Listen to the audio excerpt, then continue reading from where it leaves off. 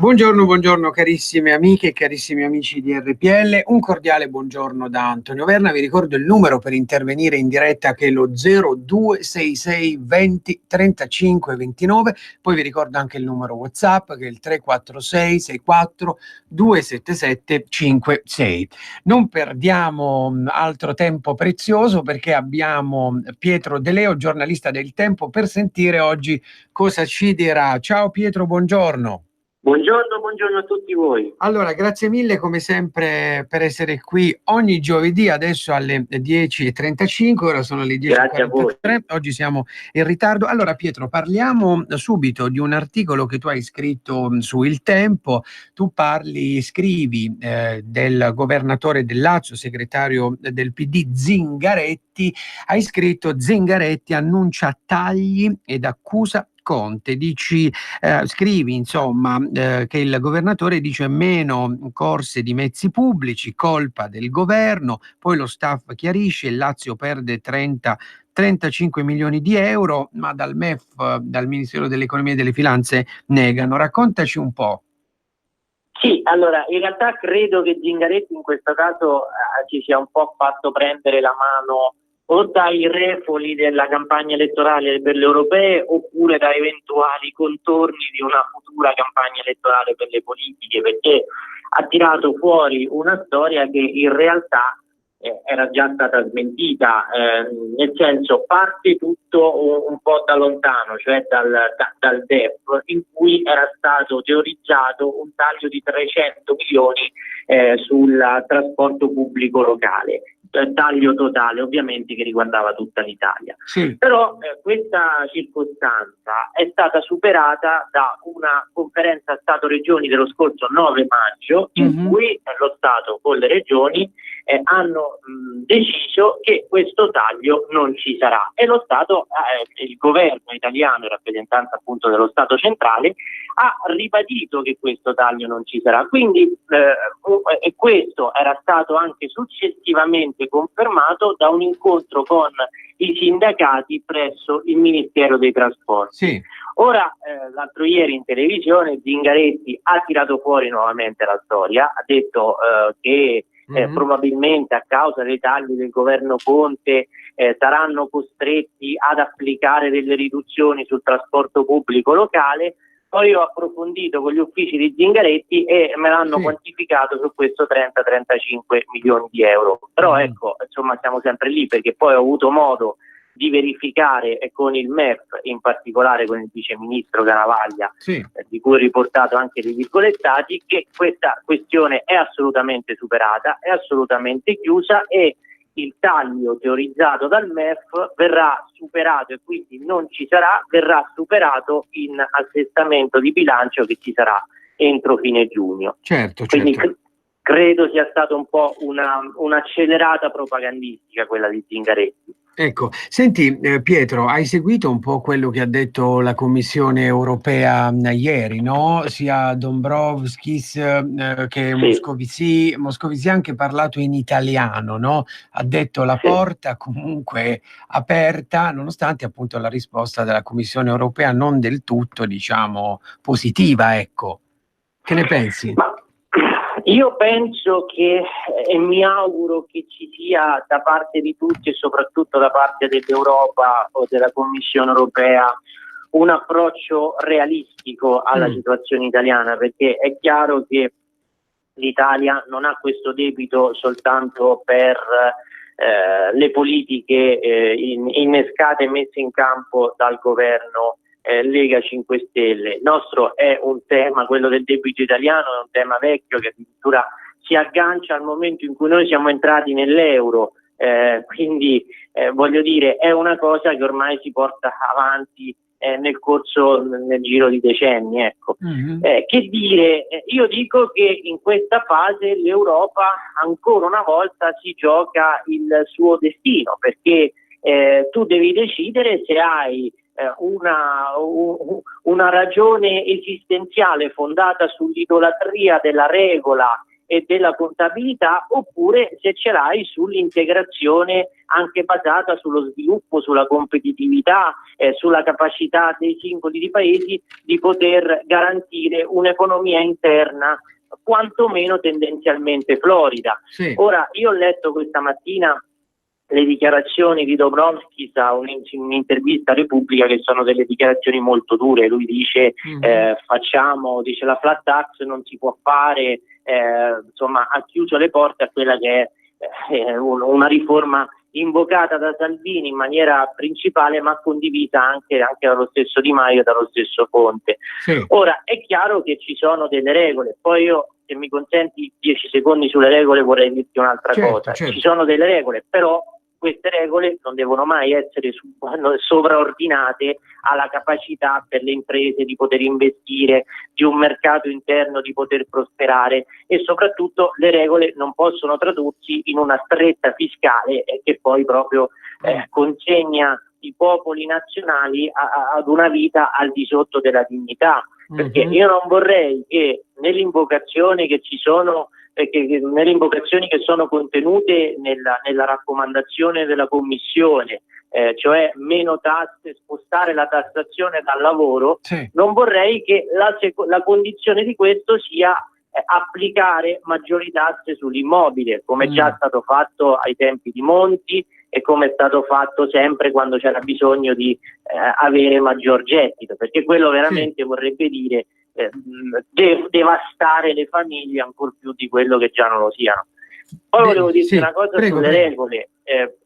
Ieri in realtà non è che ci fosse solo l'Italia nel mirino, ma ad esempio c'erano la Germania, la Spagna, la Francia, e il deficit della Francia, cioè riguardo il deficit della Francia, tu sai che anche l'ultima manovra la Francia non aveva rispettato la regola del 3%, la famosa regola, no? Aveva sforato.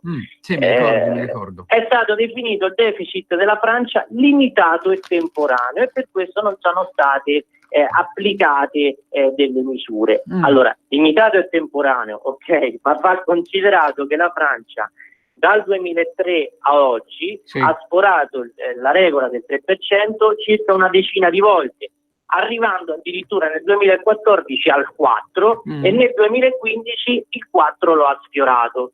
Quindi ecco, definire questo limitato e temporaneo e invece almeno al momento, almeno nelle intenzioni, applicare una rigidità sull'Italia, mi pare che ci sia insomma una sorta di doppio criterio, per quanto è vero che il nostro debito rispetto al PIL è superiore rispetto a quello della Francia.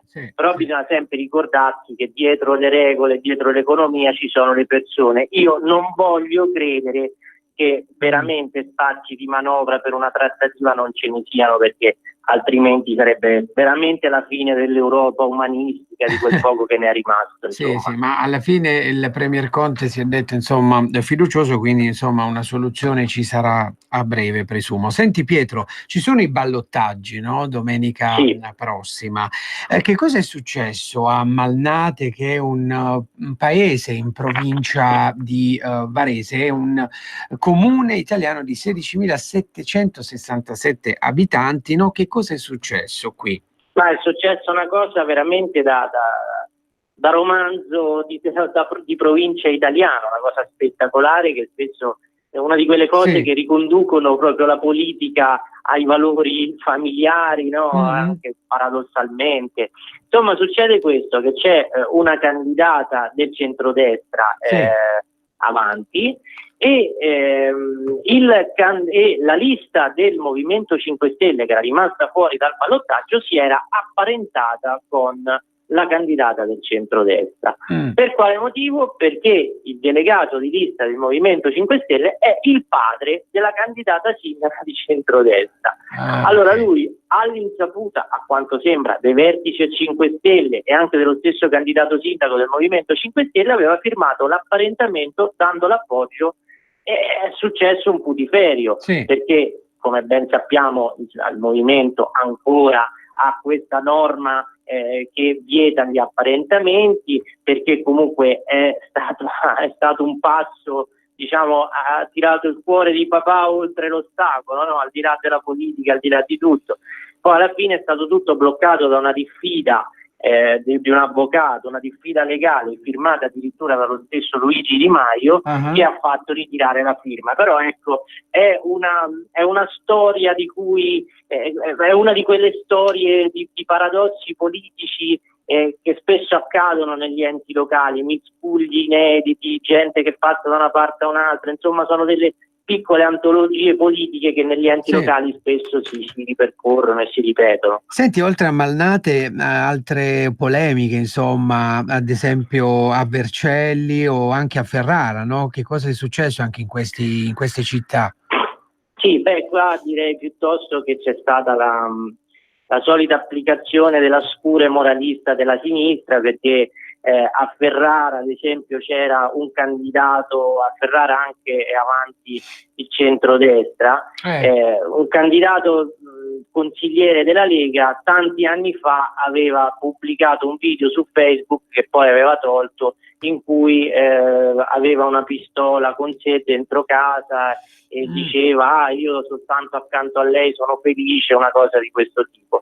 Video che poi era stato cancellato, ma che evidentemente una manina proveniente dal mondo del politicamente corretto ha tirato fuori, e questo video ha ricominciato a girare proprio alla vigilia dell'arrivo di Salvini a Ferrara.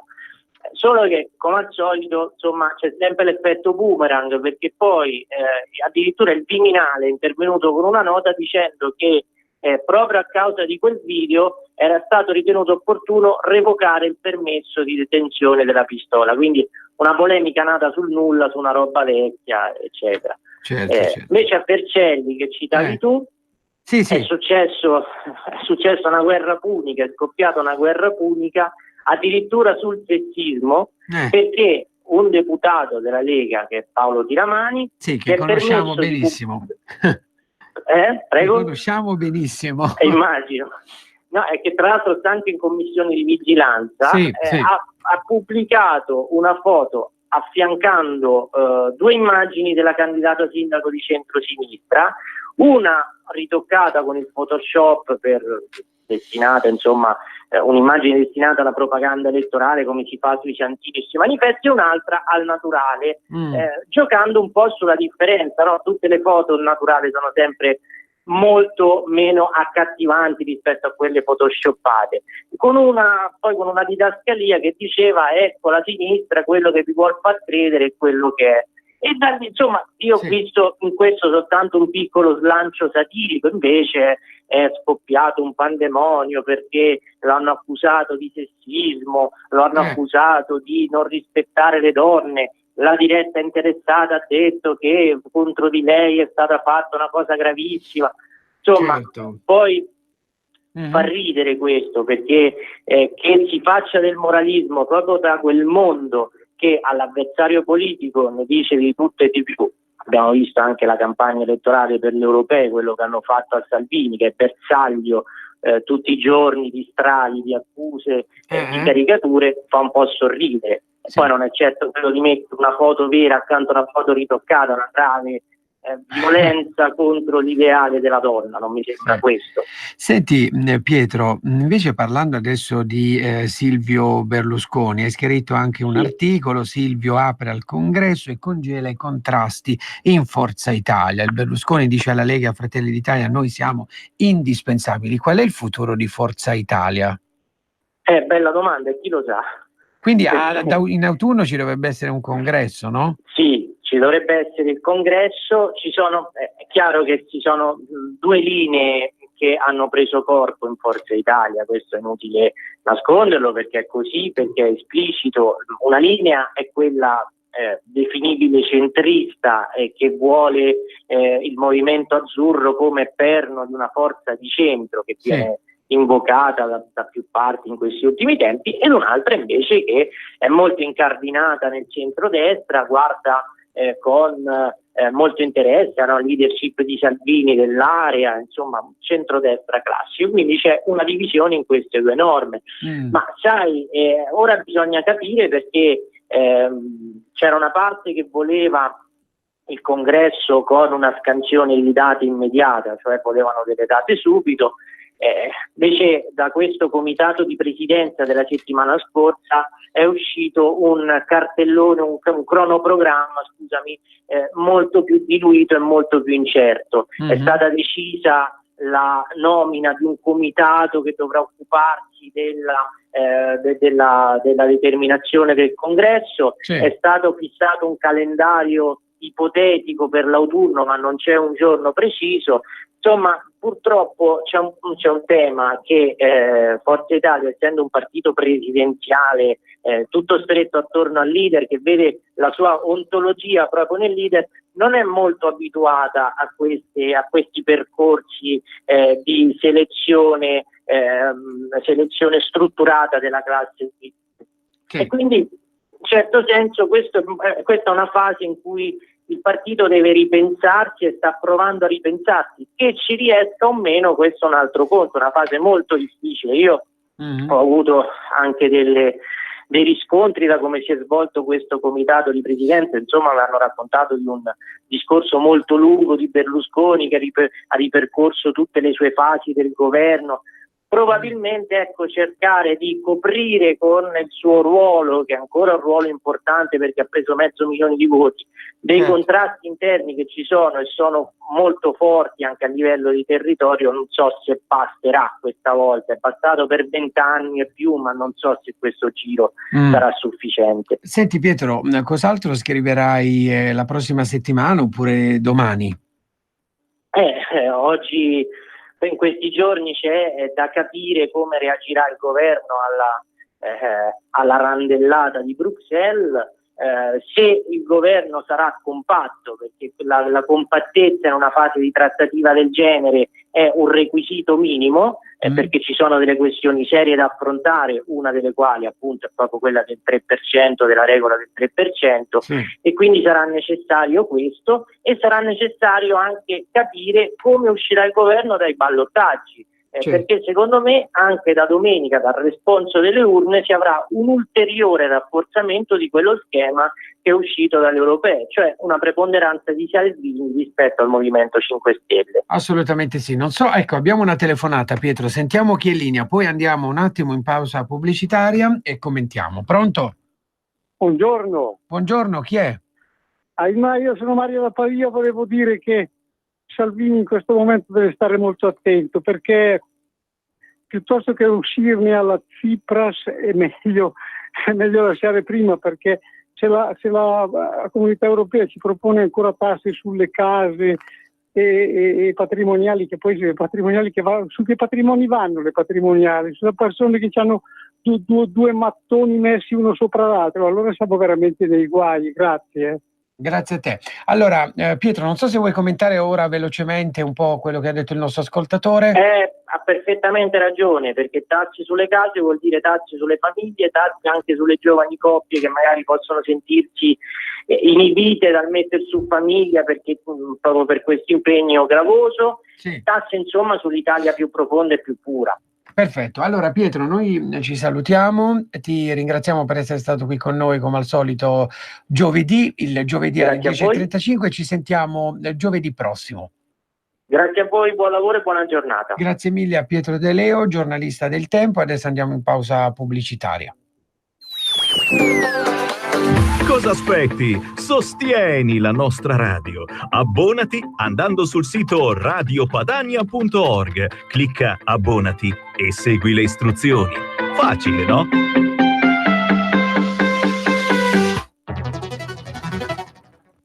Adesso va a destra, 300 metri dritto, poi il semaforo. Certo che fai sempre la stessa strada tu, ma non hai voglia di cambiare. Chi ha parlato? Sono io, la Digital Radio, quella che ha cambiato il modo di ascoltare la radio con il sistema DAB+. È ora di cambiare. Vivi tutta la magia della Digital Radio. Se stai per cambiare auto, chiedila con il sistema DAB+, dal 2019. In tutte le auto nuove. Dibidi dobidi DAB. Anche Radio Padania è in Digital Radio. Messaggio per tutti gli imprenditori, gli artigiani, i commercianti, i liberi professionisti. Hai un'attività? Dei prodotti da promuovere? Prova la pubblicità sulla nostra radio. Radio Padania ha preparato per te una grande promozione per aiutarti a sostenere la tua attività a tariffe davvero straordinarie. Informati, vedrai che si può fare. Mandaci una mail all'indirizzo spot@radiopadania.net. Con Radio Padania si può fare. Grazie da tutta la squadra. Grazie Italia. Useremo bene la vostra fiducia. Primo partito in Italia, si cambia in Europa. Grazie da tutta la squadra.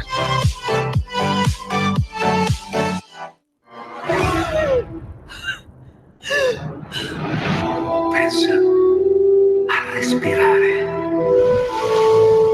Ora abbandonati.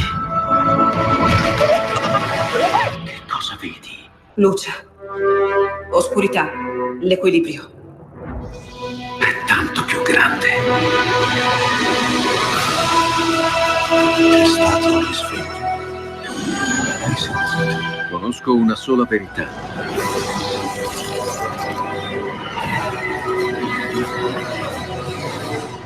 Movie Time ti fa entrare nel vivo del cinema, ti fa sentire come se fossi tu il protagonista del grande schermo.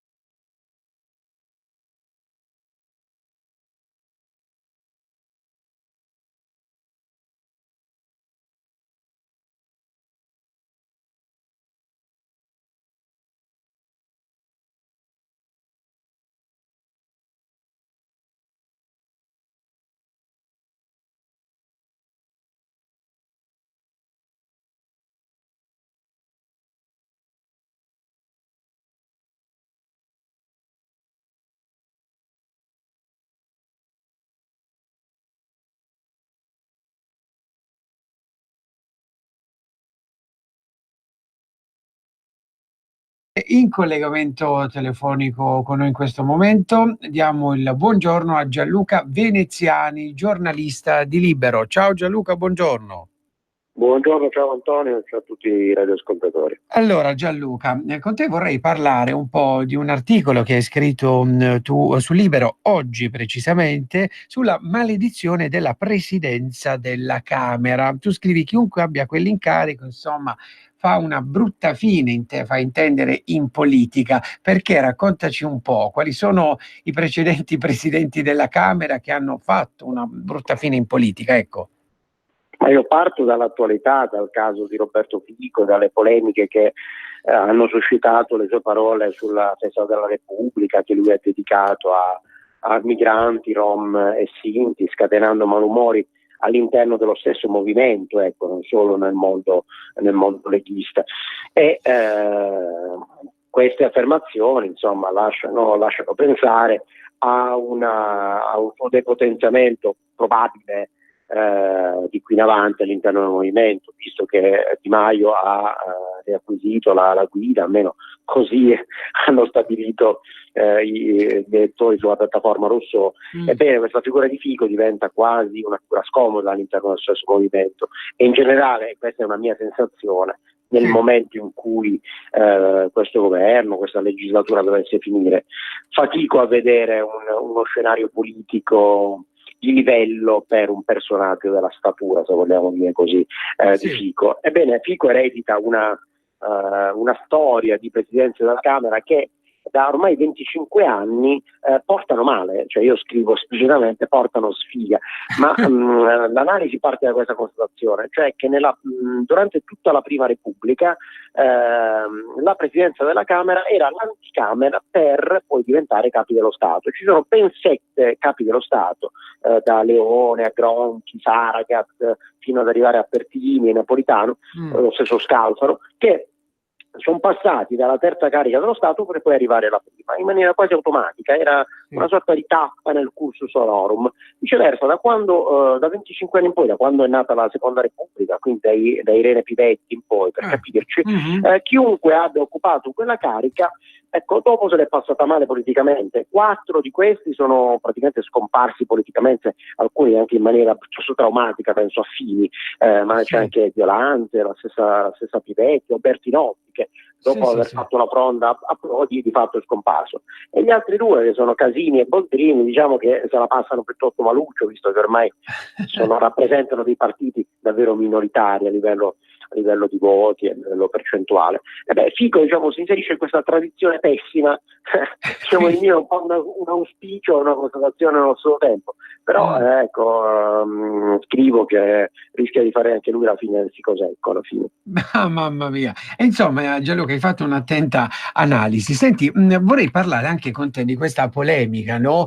Che riguarda Roberto Poletti, che è stato ex direttore di Radio Padania, che adesso condurrà Uno Mattina Estate. Non so se hai sentito, di che cosa stiamo parlando, che polemica è questa? Allora, gli ascoltatori di Radio Padania immagino che sappiano bene chi è Roberto Poletti e conoscano anche il suo valore, ecco, un valore che poi ha dimostrato via via negli anni, passando dalla radio alla TV, sempre programmi, devo dire, di un certo successo. E a lui va riconosciuto questo merito, secondo me in particolare, cioè di aver anticipato la linea del giornalismo populista, cioè quella che oggi viene portata ad esempio avanti da Del Debbio, per il quale lo stesso Poletti oggi lavora. Ecco, lui è stato un po' un precursore, perché già quando era direttore di Radio Padania ha avuto questa intuizione di portare il pubblico in studio, di dar voce alla gente, di dar voce al malcontento popolare, e questa è una linea che poi ha molto fruttato in TV, e non solo, anche a livello politico, perché se ci ricordiamo bene, lui ha fatto in tempi non sospetti una battaglia contro l'estensione dei rimborsi elettorali, poi quando era una firma di Libero ha scritto un libro contro i privilegi della casta che si chiamava I papponi di Stato, tutti temi che poi lo stesso grillismo ha cavalcato. Quindi in un certo senso lui va onestamente riconosciuto come uno che ci ha visto lungo, ecco, è arrivato prima di altri su certi temi. Detto questo, qual è l'elemento di attualità? È che lui è stato chiamato a condurre la fascia estiva di Uno Mattina, chiamata Uno Mattina Estate. Da lunedì penso, no? Da lunedì prossimo. Suppongo. Esatto, dal 10 giugno, sì. Lui non è un giornalista Rai, un esterno, tanto che lavora per Mediaset, ma è uno dei tantissimi esterni che lavora in Rai e che questa amministrazione Rai ha deciso di chiamare. Ecco, si può discutere sul fatto che sia più o meno bravo, più o meno simpatico, ma questo è un giudizio soggettivo, ma sulla legittimità di chiamare un esterno, secondo me non c'è nulla di cui scandalizzarsi. Se consideriamo che sono esterni pagati 1000 volte di più di Poletti, penso a Fazio, ecco, per dirne una, che sta ancora lì a prendersi il suo autostipendio. Il PD cosa gli contesta? Due cose: il fatto che sia un esterno, e qui ho già risposto, e la seconda è che sia dichiaratamente di parte, ecco. Solo perché Poletti ha avuto la colpa, tra le altre cose, di scrivere un libro su Salvini. È stato il primo, in un certo senso, una biografia su Salvini, sì.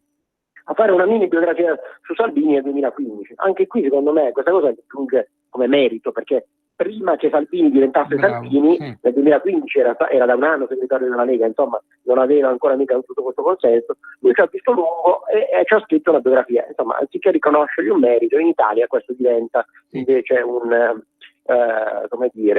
oggetto di contestazione nei confronti della sua figura. E tra l'altro, ultima cosa, lui viene considerato come un giornalista leghista, un portavoce della Lega. Sicuramente, come dire, sarà vicino a quel mondo, avrà convinzioni simili, ma nell'unica esperienza parlamentare che ha fatto dal 2006 al 2008 lui ha figurato prima nei Verdi, i Verdi nel senso di ambientalisti, e poi nella sinistra democratica. Quindi non so davvero di cosa stiamo parlando, cioè stiamo parlando di un serio professionista che è stato chiamato da esterno in RAI e che tra l'altro non ha mai avuto la tessera della Lega, che mi giunti, sicuramente non ha mai fatto esperienza parlamentare con la Lega. Ecco, insomma, senti, davvero il PD non sarà più a cosa attaccarsi. Gianluca, ma la partner femminile chi è? Sarà Valentina Bisti, che è quella lei interna, una giornalista del TG1, che se non sbaglio già l'anno scorso ha condotto con la fascia estiva.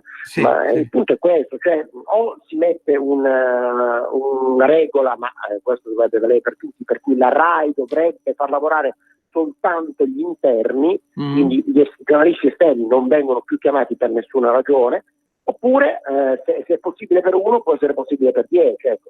Si può lavorare sul tetto agli stipendi, su scelte, come dire, di contenimento dei costi, ma sulla legittimità di chiamare un esterno nessuno può tentare nulla, visto che già è stato fatto in passato. E tra l'altro, come dire, sulla presenza di giornalisti politicizzati in RAI, quando anche Poletti lo fosse, di certo non sarebbe il primo, ecco. Lo scriveva anche Mentana ieri in un bel post in cui ammetteva che se dovessimo adottare il criterio cacciamo fuori dalla RAI tutti quelli che hanno simpatie politiche, ne rimarrebbero 5 forse su 1.700, cioè anche qui veramente non so su cosa si fondi questa polemica sterile. Senti Gianluca, ti è come dire, come hai commentato il discorso del Premier Conte dell'altro giorno, no?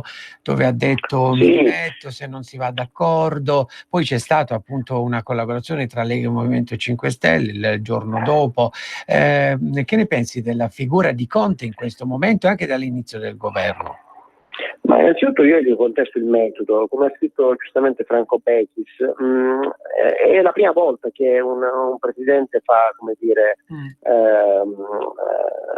fa il punto della situazione in una fase di pre-crisi davanti alle telecamere, non davanti alle camere. Ecco, di solito queste cose si risolvono a livello parlamentare, non a livello mediatico, però non lo so, sarà la Terza Repubblica, sarà il populismo mediatico, non lo so, però mi è sembrato abbastanza curioso che lui andasse a tirare fuori i panni sporchi del governo, non nella sede istituzionale ma in una sede mediatica, insomma, a favore di telecamera.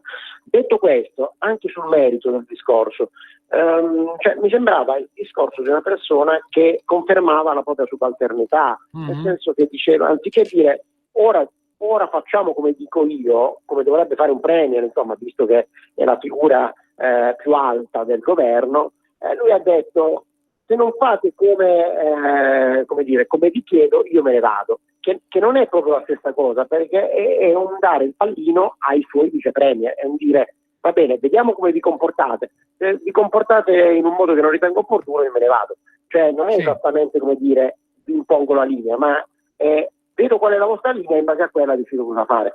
Il che conferma appunto il fatto che lui è un po' il vice premier dei suoi vice premier, insomma questo è abbastanza evidente nelle cose, dipende dal fatto che lui non ha un consenso proprio, dipende dal fatto che lui non è un politico, che nulla toglie al suo valore professionale. Ecco, io nei confronti della sua persona nutro un rispetto legato al fatto che ha un curriculum serio, a differenza di tanti altri grillini senza arte né parte, è una persona sicuramente intelligente e colta, però come dire, non ha un consenso, non è un politico e soprattutto non ha la leadership di questo governo. Questa è una constatazione. Sì. Sugli esiti di questo discorso, già ieri si è visto che Salvini comunque è tornato forte del consenso che ha a dettare la linea anche nei confronti dei magistrati, ha detto, insomma, ha usato parole forti. Mentre anche qui è una coincidenza ma non troppo, Conte era beatamente in Vietnam. Oggi il direttore Zanoni del libro scrive anche qui giustamente, se ne va in Vietnam quando il Vietnam è a casa nostra, cioè qui sta succedendo una guerriglia politica e Conte è andato in Vietnam, ha detto ragionevolmente il Consiglio dei Ministri si terrà la prossima settimana. Poi ha citato anche Ungaretti dicendo si sta come d'autunno sugli alberi le foglie, e poi comunque sì. Non è il primo, il premio, insomma, ha detto non voglio essere il primo premier a subire un'infrazione dell'Unione Europea. Su questo siamo tutti d'accordo.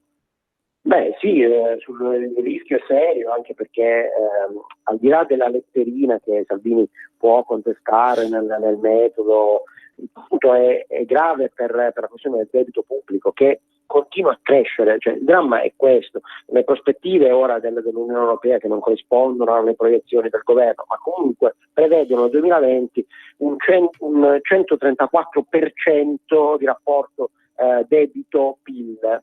Cioè, a stare nelle regole noi dovremmo essere intorno al 60% nel rapporto debito-PIL. Cioè, il dramma è questo: questo governo, ma tutti quelli che lo hanno preceduto, continuano a indebitarsi, a fare misure a breve termine, a mio avviso, cioè il reddito di cittadinanza, la possibilità di andare in pensione prima, che possono essere nobili negli intenti, ma il dramma è che vengono presentate come misure a favore del cittadino, ma in realtà sono a suo detrimento, perché alla lunga il debito poi ricade su noi, non è che lo pagano altri, lo pagano i nostri nipoti, siamo noi stessi, e comunque sarebbe colpevole, siamo noi stessi a doverlo pagare, perché ci aumentano i tassi del mutuo, cioè, c'è un giro economico che è tale che dovrebbe scoraggiare dall'intraprendere certe misure. Poi dell'Europa possiamo dire tutto il male possibile, ma misure che non coniughino welfare a crescita sono di per sé nocive. Ecco, non dico che non bisogna chiudere i rubinetti, che non bisogna spendere, ma questa spesa deve essere finalizzata alla crescita. E anche qui onestamente bisogna riconoscere che in quest'anno pochissimo è stato fatto per la crescita, a mio avviso per una ragione politica, perché l'agenda economica del governo, come ricorda spesso la Meloni, è interamente nelle mani dei 5 Stelle. Ma non loro i ministri chiave, non è un caso che Di Maio accorpi nella sua figura il MISE, il Ministero dello Sviluppo e il Ministero del Lavoro. Cioè la linea purtroppo la dettano loro. E ora capisco l'ingerenza di Salvini, che è forte del consenso del 34%, prova lui a dettare la linea. Ma la mia sensazione è che finché resta questo governo, soprattutto resta questa maggioranza parlamentare, perché non dimentichiamoci che i 5 Stelle continuano ad avere più del doppio dei parlamentari della Lega, finché rimane questo stato di cose, temo che i provvedimenti economici continueranno a essere dettati dalla grillina, con tutte le conseguenze nefaste che comporta. Quindi, come dire, l'allarme dell'Europa stavolta non va sottovalutato, non va buttato un po' in bacca, ma secondo me va preso seriamente perché riguarda il nostro destino italiano. Benissimo, allora Gianluca, purtroppo dobbiamo salutarci, grazie mille per essere stato qui con noi quest'oggi, ci sentiamo la settimana prossima, buon proseguimento di giornata e buon lavoro. Voi, alla prossima. Buon lavoro a Gianluca Veneziani, giornalista di Libero. Adesso in collegamento telefonico con noi Roberto mi dà l'ok, Roberto che saluto. Abbiamo il deputato di Fratelli d'Italia Alessio Butti. Buongiorno Alessio. Buongiorno a voi. Alessio, è la prima volta qui in radio, giusto? No. No, non è francamente la prima volta, ero stato vostro ospite anche in passato, perché la mia è una storia parlamentare abbastanza lunga e ho lavorato molto con Davide Caparini, che oggi fa l'assessore in Lombardia, ma all'epoca era mio collega alla Camera, e ci occupavamo di televisione e emittenza. E quindi più volte mi aveva ospitato. Benissimo, tu sei nato a Como, io ti ripresento molto velocemente, sei il vicepresidente dell'8ª Commissione Ambiente, Territorio e Lavori Pubblici, anche sei membro del Comitato per la Legislazione, giusto? Sì. Ecco, benissimo. Con te oggi vorrei parlare invece di un altro tema importante, che è quello che riguarda lo sport. Cosa questo governo sta facendo per lo sport? Tu hai presentato, voi di Fratelli d'Italia avete presentato dei progetti di legge, degli emendamenti su questa tematica. Prego, ti lascio la parola. Sì, noi abbiamo presentato diverse proposte di legge che vanno un po' dall'inserimento dello sport in Costituzione, che è una cosa che succede in diversi altri paesi europei. Abbiamo presentato proposte di legge che riguardano il ruolo di chi opera nello sport, cioè dei professionisti, dei dilettanti e anche di questa nuova figura dei semiprofessionisti. Abbiamo presentato una riforma anche della facoltà dell'ordinamento universitario e della facoltà che attualmente prepara gli insegnanti di educazione fisica, perché pensiamo che lo sport, che tra indotto una cosa e l'altra va a cubare dal 2 al 3% del prodotto interno lordo, che richieda una figura anche manageriale che si occupi appunto del management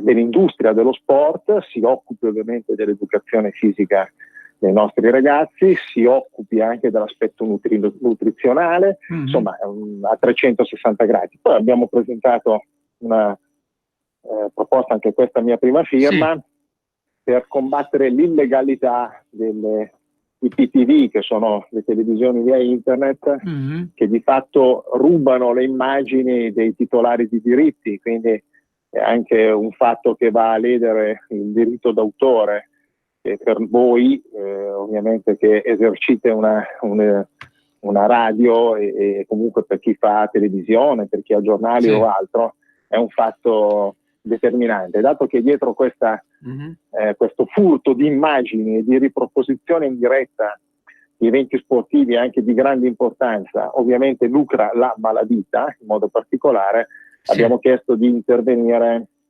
sull'Internet Service Provider e quindi aspettiamo un segnale positivo anche da parte del governo. Sappiamo che Crimi ne ha parlato più volte, forse non con dovizia di particolari e con particolare attenzione, però insomma questa proposta c'è ed è una proposta che ripristinerebbe la legalità, consentendo anche ai broadcaster coinvolti evidentemente di vedere rispettati i propri diritti. Benissimo. Senti, tu in quanto vicepresidente della Commissione Ambiente, anche in questa commissione quali sono le novità e cosa avete insomma fatto fino ad ora di importante? Quali sono stati i provvedimenti, i progetti che avete approvato? Guarda, purtroppo devo dirti che questa è una nota dolente, perché questa è una commissione, tra l'altro presieduta da un leghista molto bravo, che è Alessandro Benvenuta, è una commissione molto importante perché comprende non solo il territorio, perciò anche la gestione dell'urbanistica del territorio in sé, ma anche i lavori pubblici, quindi gli appalti, oltre che l'ambiente, che è fondamentale in questo momento. Ecco, io voglio solamente rassegnare a te e ai tuoi radioascoltatori qualche constatazione. La prima è che in questa commissione in un anno non abbiamo mai visto il ministro delle infrastrutture Toninelli. L'abbiamo visto solo all'inizio, quando tu sai i ministri girano le commissioni di competenza per spiegare il programma di legislatura. Così anche col ministro Costa, il ministro dell'ambiente. Per noi questo è un problema serio, perché facciamo molta fatica ad avere informazioni circa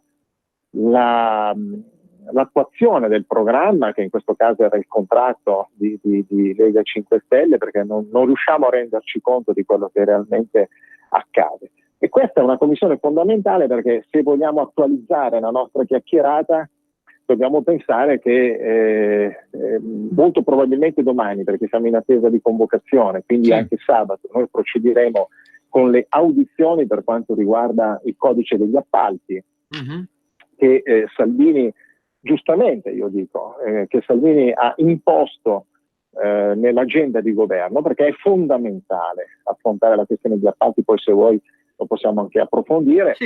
La valutazione che proprio ieri facevo col Presidente era quella di procedere molto celermente con le audizioni di tutti i soggetti coinvolti, perché il provvedimento arriva dal Senato, quindi possiamo anche velocizzare questa fase e poi presentare degli emendamenti. È molto probabile che questi emendamenti siano blindati e che quindi sul provvedimento già in settimana prossima venga apposta la questione di fiducia.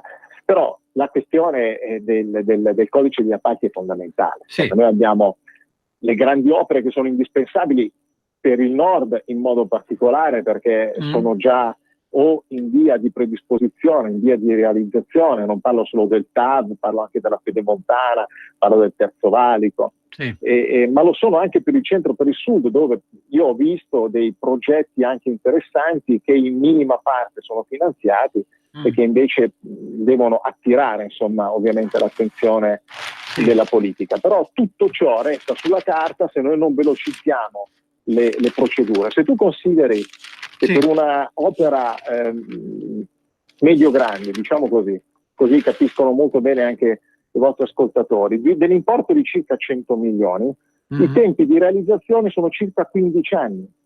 E se tu consideri che per una metà, poco meno di una metà, quindi per circa 7 anni, sono la fase di progettazione, la fase del bando, la pubblicazione e poi ovviamente la realizzazione, il resto, cioè più di quasi 8 anni, è solo vizio burocratico, è solo rallentamento burocratico, e quindi è evidente che noi dobbiamo intervenire snellendo le procedure.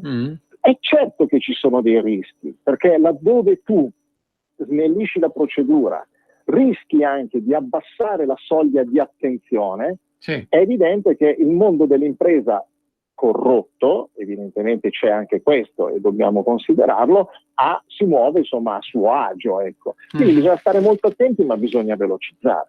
Benissimo. Senti Alessio, per quanto riguarda i risultati di queste elezioni europee, voi di Fratelli d'Italia, come li avete appunto giudicati, risultati positivi, e qual è ora il vostro obiettivo? Ecco.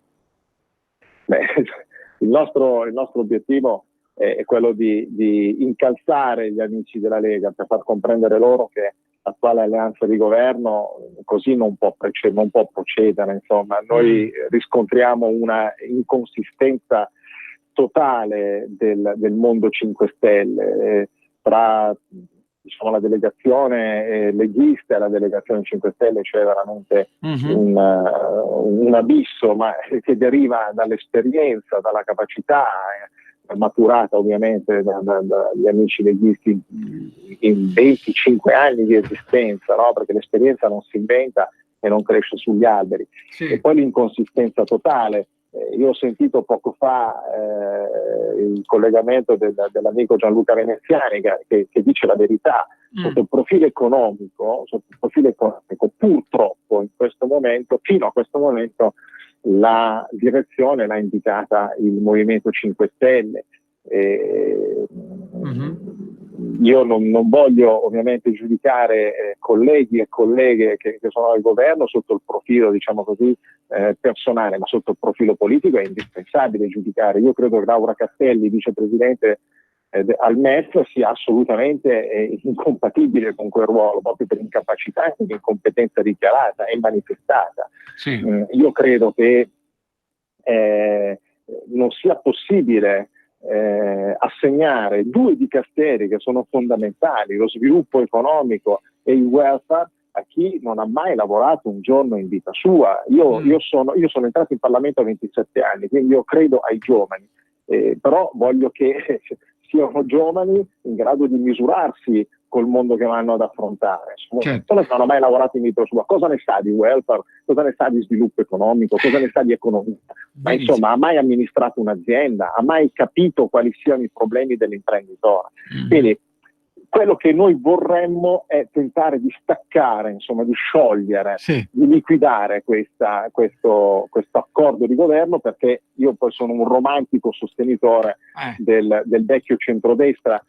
Attenzione però, vecchio centrodestra che va assolutamente rivisto e corretto, un po' perché è evidente, insomma, col 34% c'è una forza che è la Lega, che è destinata a guidare questo centrodestra, quindi non c'è più il centrodestra a trazione berlusconiana. Un po' bisogna capire gli amici di Forza Italia che intenzioni abbiano, e nei confronti dell'Europa ovviamente, e nei confronti degli aspetti etici, dove ad esempio Fratelli d'Italia e Lega No e Lega, a questo punto bisogna togliere il Nord, e Lega hanno, sui quali hanno delle identità di vedute, mentre vedo Forza Italia un po' dispersa, come sulla questione dell'immigrazione. Bisogna capire se la Prestigiacomo ha fatto quello che ha fatto a titolo personale o invece ha rappresentato un partito. Insomma, ci sono delle questioni che vanno affrontate, ma il centrodestra resta il denominatore comune valoriale della maggioranza degli italiani. Perfetto, allora Alessio, purtroppo dobbiamo salutarci, ci sentiamo un'altra volta qui in radio. Molto volentieri. Ti auguro buona giornata e buon lavoro.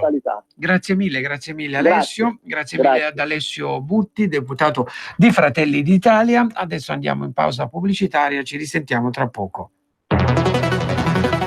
E lucevano le stelle. Sì, lo so che per realizzare tutti i progetti della Lega per l'Italia non bastano certo 2 parole, ma i 2 per 1000. Gli italiani sanno tutto e sanno pure che il codice per destinare alla Lega il 2 per 1000 è D43 e che lo si deve scrivere sulla dichiarazione dei redditi. Donar il mio solo pensiero, firma www.2per1000lega.it. Messaggio per tutti gli imprenditori, gli artigiani, i commercianti, i liberi professionisti. Hai un'attività? Dei prodotti da promuovere? Prova la pubblicità sulla nostra radio. Radio Padania ha preparato per te una grande promozione per aiutarti a sostenere la tua attività a tariffe davvero straordinarie. Informati, vedrai che si può fare. Mandaci una mail all'indirizzo spot@radiopadania.net. Con Radio Padania si può fare.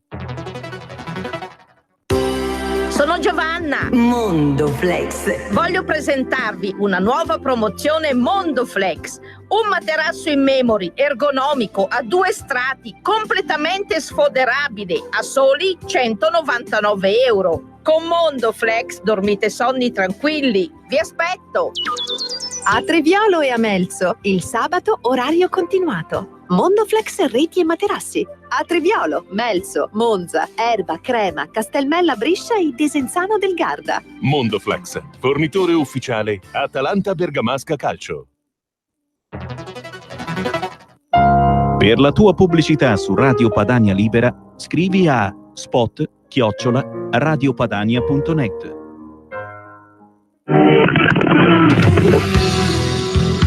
Il punto politico a chiudere la giornata di RPL dalle 19 alle 21.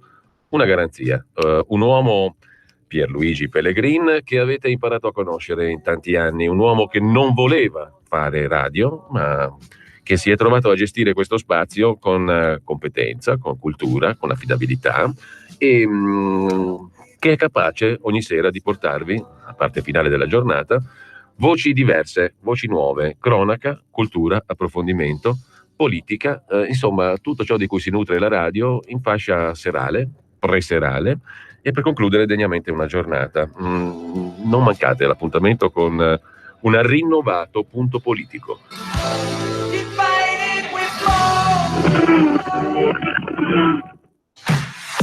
Grazie da tutta la squadra. Grazie Italia. Useremo bene la vostra fiducia. Primo partito in Italia, si cambia in Europa. Grazie da tutta la squadra.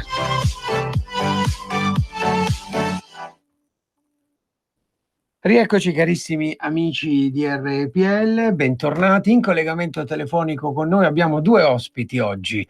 Allora abbiamo Marzio Liuni, deputato della Lega, ed anche Leonardo Tarantino, deputato della Lega. Buongiorno ragazzi. Ecco, diciamo buongiorno a tutti. Leonardo, ci sei anche tu? Ci sono anch'io, ciao Antonio.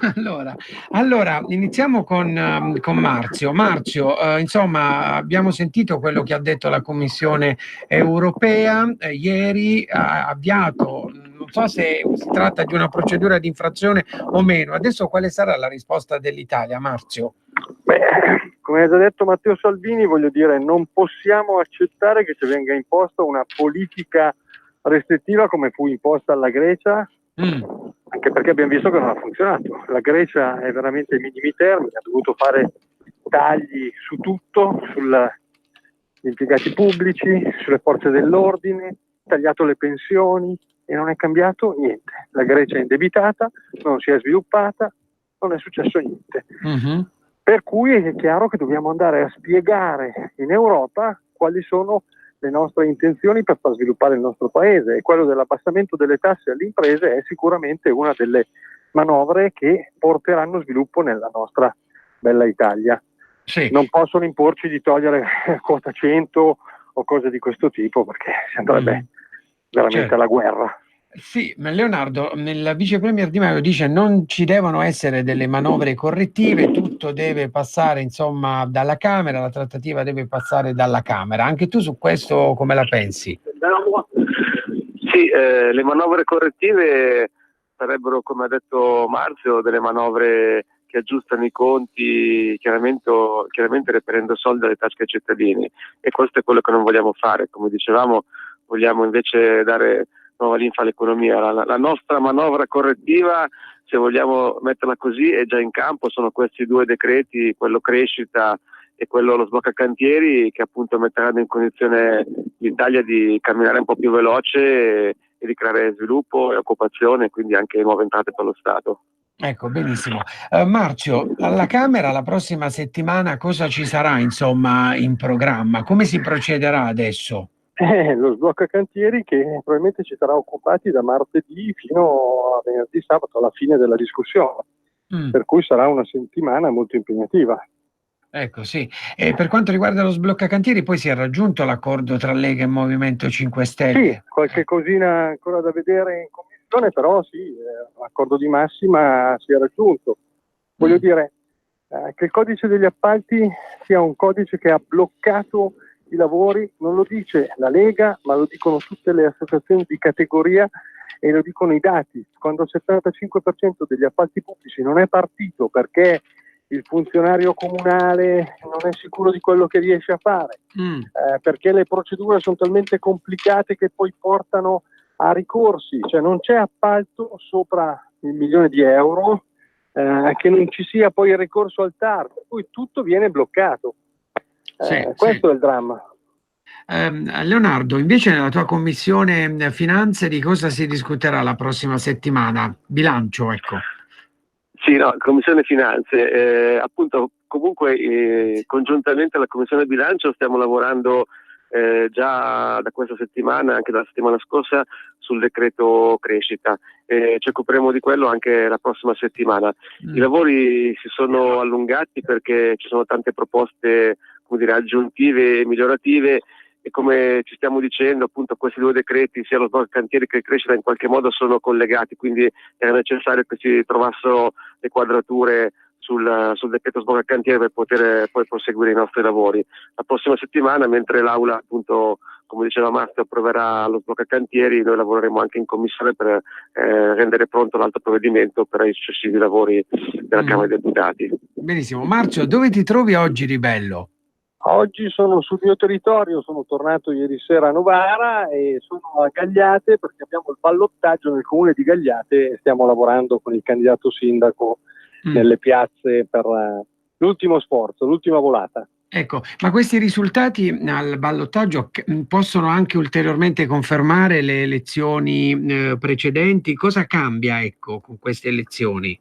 Ma no, sostanzialmente non cambieranno molto, se non che il fatto di andare a conquistare, passatemi il termine, delle città, alcune dove andremo a confermare i sindaci della Lega uscenti, altre invece totalmente nuove, specialmente al sud. Siamo in ballottaggio per esempio il comune di Campobasso o il comune che a me sta veramente molto molto a cuore, di Potenza, dove il candidato, un giovane candidato della Lega di 35 anni, dove sarebbe il primo capoluogo di regione conquistato dalla Lega, per cui ha anche un valore molto importante. Senti Marzio, ma la Basilicata come si appresta al turismo estivo?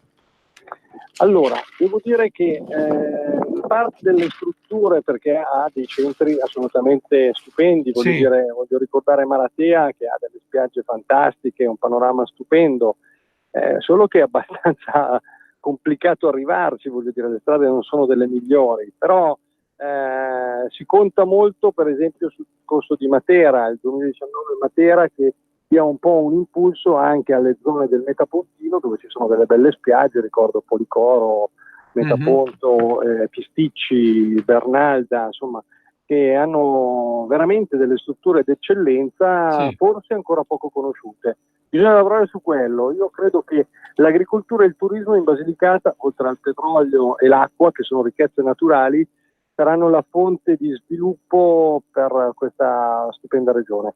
Benissimo, allora Marzio, ti salutiamo, ti ringraziamo per essere stato qui con noi quest'oggi.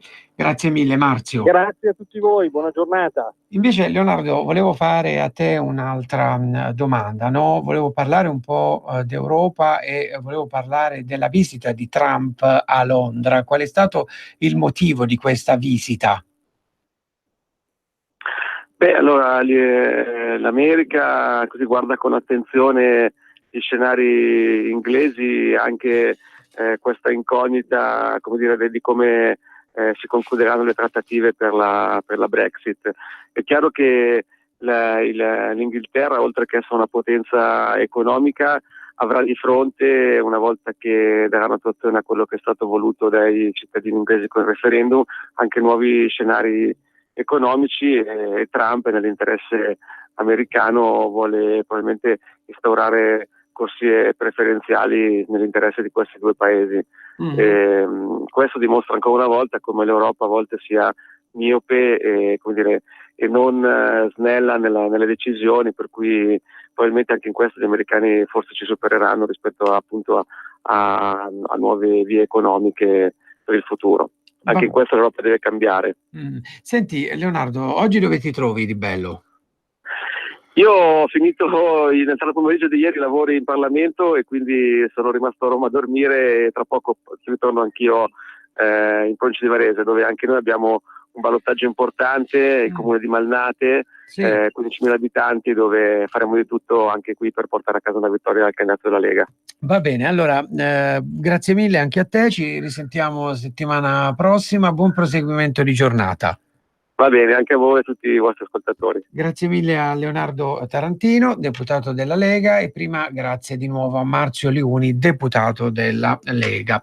Adesso Roberto mi dà l'ok, in collegamento telefonico con noi abbiamo Maurizio Tortorella, giornalista della Verità. Buongiorno Maurizio. Buongiorno a te Antonio. Grazie mille. Buongiorno agli ascoltatori della Verità e di Panorama. E di Panorama, giusto. Di cui sono stato giornalista a lunghissimo, perché ho cominciato nel 91.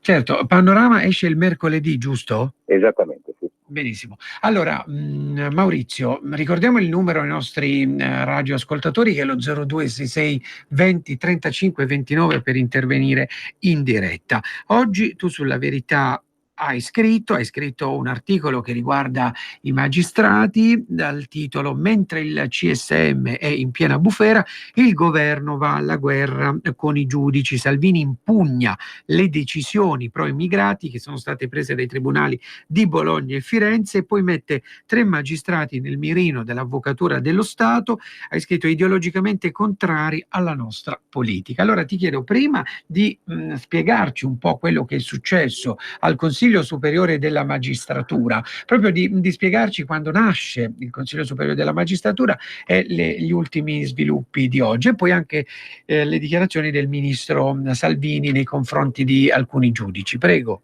Allora, il Consiglio Superiore della Magistratura nasce con la nostra Costituzione, è un organo importante, quindi che è contenuto nella Costituzione, è formato da magistrati togati, da eletti del Parlamento, e ci sono alcune nomine di diritto, nel senso che sono automaticamente membri del Consiglio Superiore della Magistratura, il Presidente della Repubblica, il Presidente della Tassazione e altri magistrati di particolare importanza. Sì.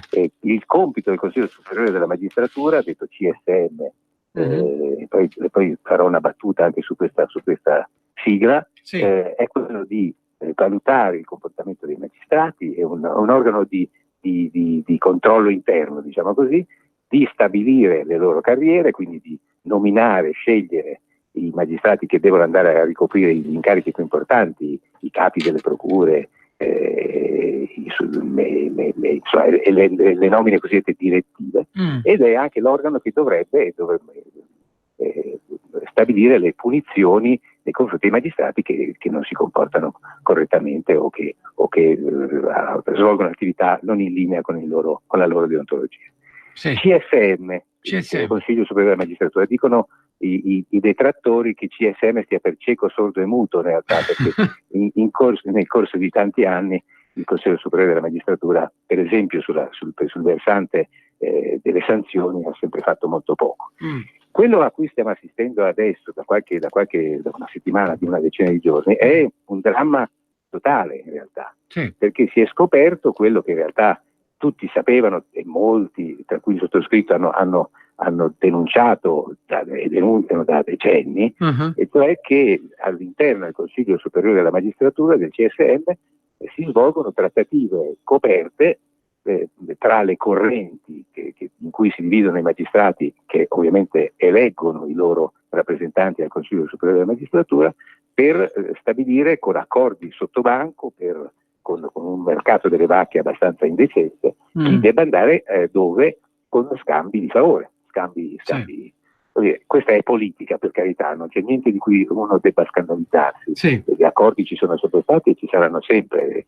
Quello che a me personalmente scandalizza, e scandalizza per fortuna anche altri, è che magistrati che dovrebbero essere salvi in rumbo delle parti, che la Costituzione dice non possono iscriversi a partiti politici, possono in realtà poi avere appartenenza di parte, perché di questo si tratta. Le correnti sono movimenti che hanno una loro idea, una loro ideologia, hanno posizioni politiche in senso lato, ma a volte in senso stretto, e quindi è veramente la classica foglia di fico. Poi iscriversi a un partito, tra l'altro è successo che il Consiglio Superiore della Magistratura abbia dovuto giudicare di magistrati che facevano politica all'interno di partiti, venivano eletti anche presidenti di regione per certi partiti, e non abbia mai stabilito stabilito nei confronti di questi magistrati, che continuano a essere magistrati iscritti voglio dire, fanno parte dell'ordine e non ne escono come dovrebbero. Quello che dicevo appunto è saltato fuori è che alcuni membri del Consiglio Superiore della Magistratura, con una corte di magistrati tutti intorno, si riunivano di notte, facevano incontri e stabilivano chi dovesse andare dove, allargando gli incontri a ragazzi, a persone che avevano evidenti interessi personali a che questo o quello non andasse o andasse a ricoprire un certo ruolo, per esempio di procuratore di Roma o di procuratore di Perugia, che è una sede importantissima, perché i magistrati di Perugia per legge sono quelli che indagano sui reati attribuiti ai magistrati romani, quindi c'è un collegamento fortissimo e importante. E insomma, alcuni membri del Consiglio Superiore della Magistratura, soltanto per il sospetto di aver fatto parte di questi incontri, si sono dimessi o si sono dovuti dimettere. Insomma, siamo in un momento di grave criticità per la magistratura. In tutto questo è successo ieri, lo dicevi tu, appunto l'ho scritto sulla Verità oggi, che il ministro Salvini, il Ministero dell'Interno, abbia non soltanto fatto ricorso contro le decisioni del Tribunale Amministrativo Regionale del Lazio, che 2 giorni fa aveva stabilito illegittima fondamentalmente alcune decisioni del prefetto di Firenze, che applicando un'ordinanza del Ministero aveva allontanato dal centro di Firenze persone denunciate e comunque appunto che l'ordinanza stabiliva non dovessero stare lì. Ma ha anche indicato 3 nomi di 3 giudici donne, che sono tutte 3 donne, tra l'altro, che tra Firenze e Bologna hanno appunto dal punto di vista professionale e tecnico giudicato su provvedimenti del governo, appunto da una parte le zone rosse dell'ordinanza del ministro Salvini e la legge, il decreto sicurezza che impedisce alle anagrafi dei comuni di registrare come residenti e quindi dare loro dei vantaggi di tipo burocratico amministrativo i richiedenti asilo, e non soltanto ha annunciato che farà ricorso contro questi provvedimenti, ma ha anche chiesto all'Avvocatura dello Stato se i loro profili personali e le loro inclinazioni politiche, visto che partecipano a convegni, manifestano negatività nei confronti del governo e della sua politica sull'immigrazione, possono in qualche maniera renderli incompatibili con le decisioni che hanno assunto.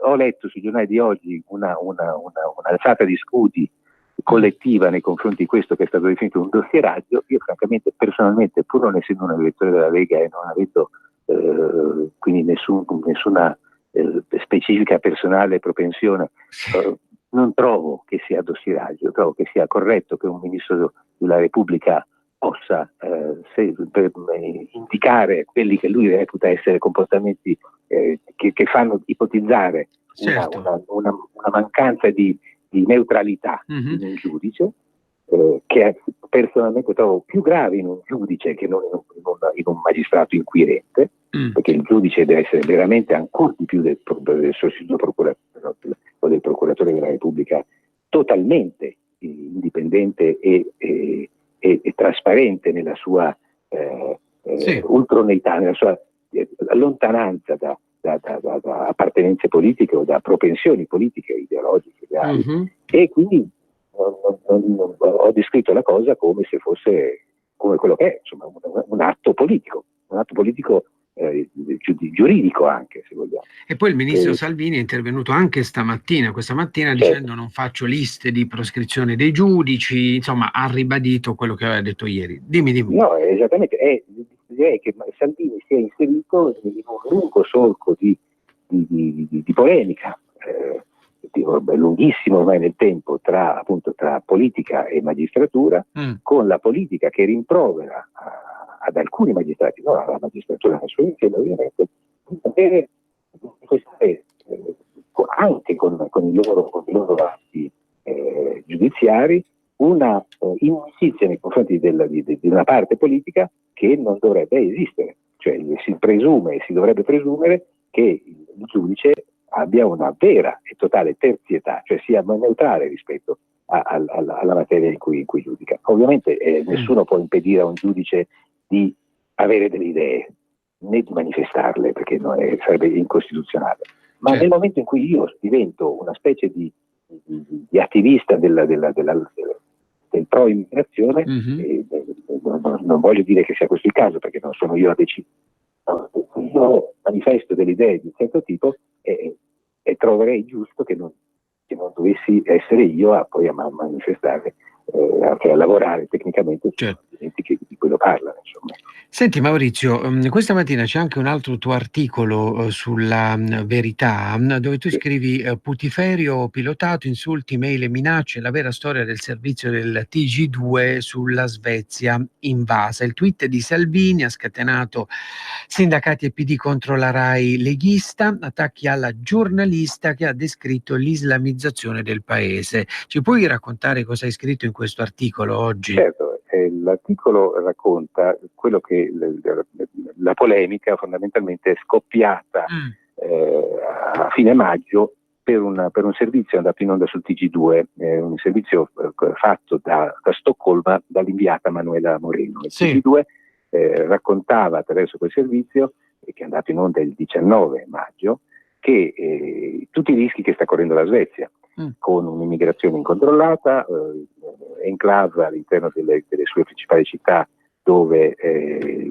appunto ci sono problemi di sicurezza, dove la polizia ha difficoltà in qualche maniera a intervenire, zone molto sensibili, diciamo così. Parlava dell'applicazione della Sharia, quindi della legge islamica, come un'attività parallela rispetto a quella dei tribunali civili e penali della Svezia. Raccontava dell'incremento degli stupri che fanno della Svezia il primo paese in Europa per quel tipo di reati e in generale di un aumento della criminalità. L'ambasciata della Svezia aveva risposto al direttore del TG2, Gennaro San Giuliano, con una lettera garbatissima arrivata 2 giorni dopo, o 3 giorni dopo, quindi intorno al 21-22 di maggio, spiegando che in realtà non esistono zone dove viene applicata la Sharia, in Svezia si applica soltanto la legge dello Stato, che cioè, una replica normale, cioè, che non c'erano no zone, cioè zone dove la polizia non entra, cosa che tra l'altro non aveva detto esattamente proprio così la giornalista, e aveva spiegato che gli stupri in realtà sembrano tanti, la statistica effettivamente questo dice, ma che le norme delle denunce e delle caratteristiche della legge svedese fanno sì che in realtà il numero complessivo sia un po' gonfiato rispetto a quello degli altri paesi. Tutto a posto. Cosa succede? Che il 25, che è il giorno prima delle elezioni europee, si twitta su Twitter, emette il video della trasmissione andata in onda su TG2 e dice che quella non è integrazione, che la Svezia in qualche misura fa paura, che l'Italia deve tenersi lontana da quel tipo di modello di accoglienza incontrollata e indiscriminata. È a quel punto che si scatena la bagarre, perché l'ambasciata svedese, evidentemente preoccupata del fatto che il tema possa essere usato politicamente, a sua volta pubblica la lettera che ha mandato riservatamente al direttore del TG2 e succede che molti politici, ovviamente di sinistra, sfruttano la risposta dell'ambasciata svedese per attaccare il TG2, il suo direttore, la giornalista soprattutto, accusandoli di essere i soliti sovranisti, razzisti, eccetera. Questo purtroppo dà vita a una sequenza di aggressioni mediatiche nei confronti della giornalista, che ovviamente viene indicata come la principale responsabile di quello che è accaduto, che in realtà non ha nulla di anomalo, perché stessi giornali italiani, molti giornali italiani, ma i giornali stranieri, hanno descritto le stesse identiche cose. Cioè, che il fatto che la Svezia abbia questo problema importante di immigrazione con i suoi annessi connessi non è una novità farlocca raccontata dal TG2, è purtroppo la verità dei fatti. Hanno problemi loro come li abbiamo noi, forse loro sono anche un filo più gravi per certi aspetti. Chiarissimo. Dimmi Maurizio. Prego, no, continua. No, il problema grosso, e più grosso di tutti, è che la povera giornalista ha ricevuto delle minacce da un account con evidenti riferimenti islamici. Uno sconosciuto o più sconosciuti le hanno appunto inviato delle intimidazioni, dicendole che sanno chi è, dove stai attenta, sappiamo dove sei, sappiamo con chi frequenti. La cosa più spaventosa è questa. Ancora più spaventoso, se vuoi, o ugualmente spaventoso, è che nessuno, né nel sindacato dei giornalisti, né tra i politici, né abbia manifestato almeno solidarietà alla giornalista. Trovo francamente hai ragione. Incredibile il fatto, insomma. Benissimo, allora Maurizio, purtroppo siamo arrivati in chiusura. La prossima settimana di cosa ti occuperai sulla Verità? Sai già? Ci puoi anticipare? Grazie, io credo che continuerò a occuparmi di giustizia, perché è il tema che mi piace. Su Panorama mi occuperò dei bambini uccisi dai loro genitori o molto maltrattati, che è un tema, ahimè, anche quello di grandissima attualità, perché abbiamo avuto questi 3 casi tra aprile e maggio spaventosi, tra Milano, Novara e Cassino. Però la giustizia resta il mio tema fondamentalmente. Perfetto, allora Maurizio, grazie mille, ci risentiamo prossimamente, buona giornata e buon lavoro. Grazie a te Antonio e grazie a voi. Grazie mille a Maurizio Tortorella, giornalista della Verità, grazie a tutti per averci seguito, ci risentiamo alle 13:10 con l'Europa, dove ritornerà con la trasmissione legata ai temi europei, dove ritornerà con noi anche Marco Zanni, europarlamentare della Lega. A dopo. Porta con te ovunque RPL.